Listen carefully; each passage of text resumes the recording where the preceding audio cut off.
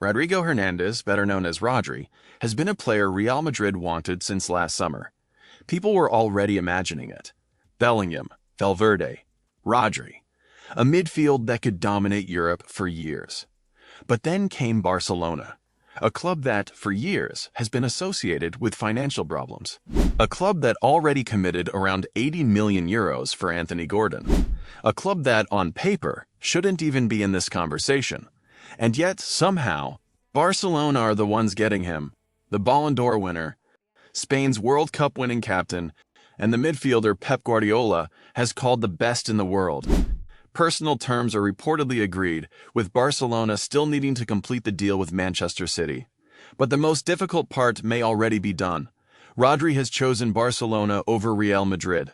And just like that, Barcelona have just taken one of their biggest transfer targets. So, how did this even happen?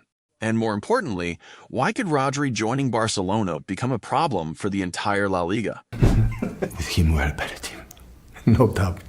Otherwise, his contribution, not just a stat is there. You have to take a look.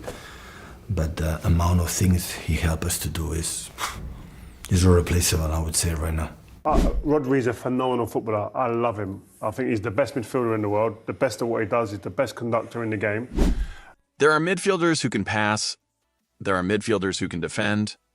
There are midfielders who can create. And then there are players who make an entire team feel different. Rodri is one of those players. Watch him for a few minutes and something becomes obvious. He rarely looks rushed. Even when the opposition is closing him down, he seems to have another second. One touch, one look, and suddenly, the ball is somewhere else. That's what makes Rodri so difficult to replace. He doesn't need to dominate the game with spectacular moments. He controls the moments that lead to them.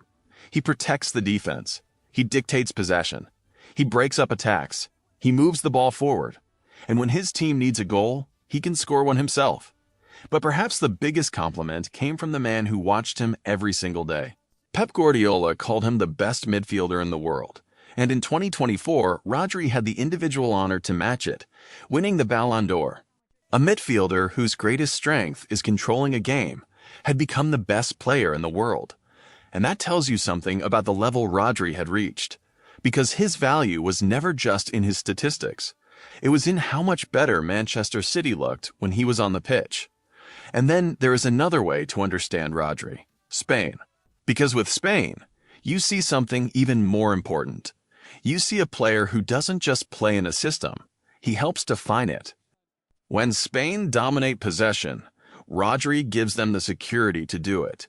When the game becomes chaotic, he gives them calm. And when the pressure rises, he is usually the player Spain trusts to take control again. That's why his leadership matters just as much as his technical ability. He isn't simply another talented Spanish midfielder. He's the player you build the midfield around. And now, imagine putting that player into Barcelona. Because Rodri wouldn't be walking into an empty midfield. He'd be walking into one of the most technically gifted groups of Spanish players in Europe. Pedri, Gavi, Dani Olmo. Players who already understand the same football, the same obsession with possession, the same ability to play through pressure. And now, potentially, the man who has spent years controlling Spain's midfield joins them at club level. That's when this transfer starts to look very different. Because Barcelona wouldn't simply be buying another superstar. They'd be buying the player who could connect everything around him. Pedri could play with more freedom. The defenders could push higher. The attackers could take more risks.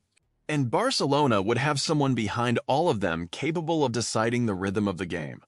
That is what Rodri gives you. And now look at the bigger picture. Real Madrid spent months wanting him.